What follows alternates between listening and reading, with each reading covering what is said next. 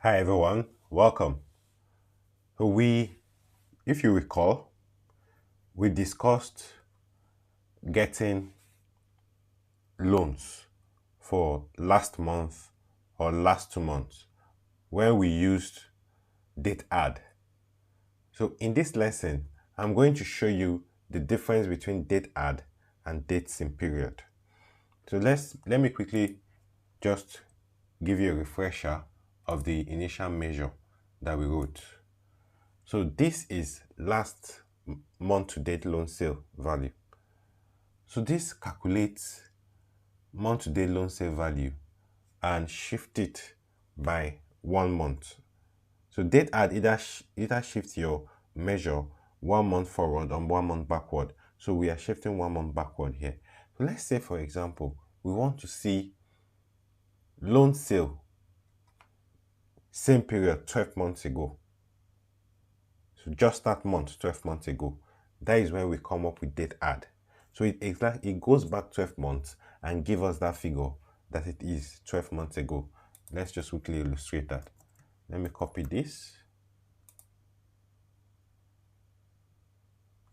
Okay, new measure. So loan sale month to date.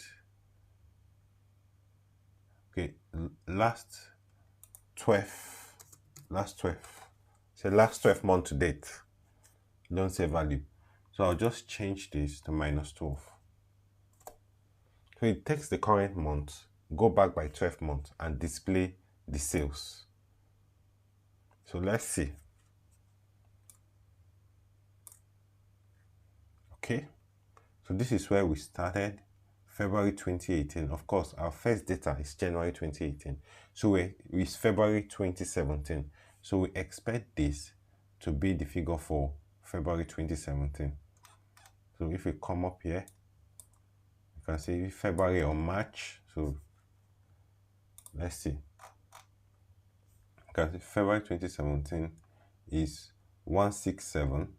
That is the month to date there, 167001. So it's the same thing. So it just returns this 1 month of comparisons. This comparing this value with what it is 12 months ago. So you can see here, it just returns a single month value. So what if we now want to show a cumulative, a moving sum for the last 12 months? So that is when we use dates in period. Let's quickly do that. So new measure.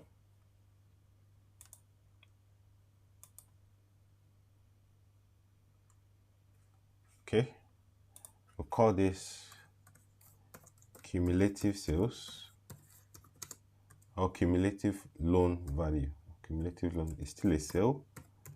Cumulative loan value. Let's use loan value so that we'll be consistent. 12 months. So this will be equal to calculate our loan value, loans value. Then instead of using date add, so we will use dates in period. Dates in period. So it says returns the dates from a given period. So dates in period, our dates will be our deemed calendar. Deemed calendar dates. So our start date. So we are going to start from the backward date forward. The last date, then backward. Sorry, we're going to start from the last date, then we move backwards. So our start date will be max, max of our deemed calendar date.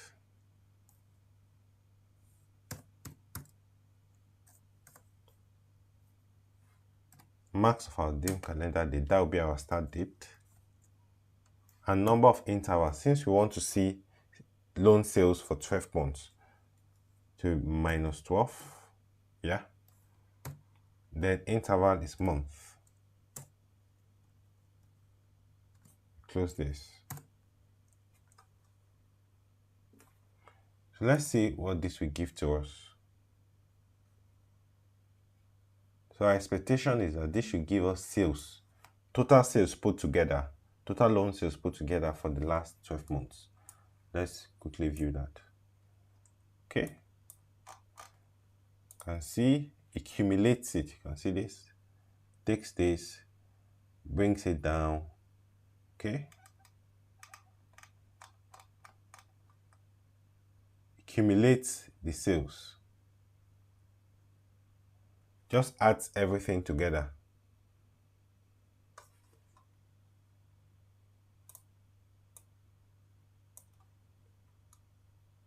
You can see. So as at this point, it has gotten to 2.12 billion.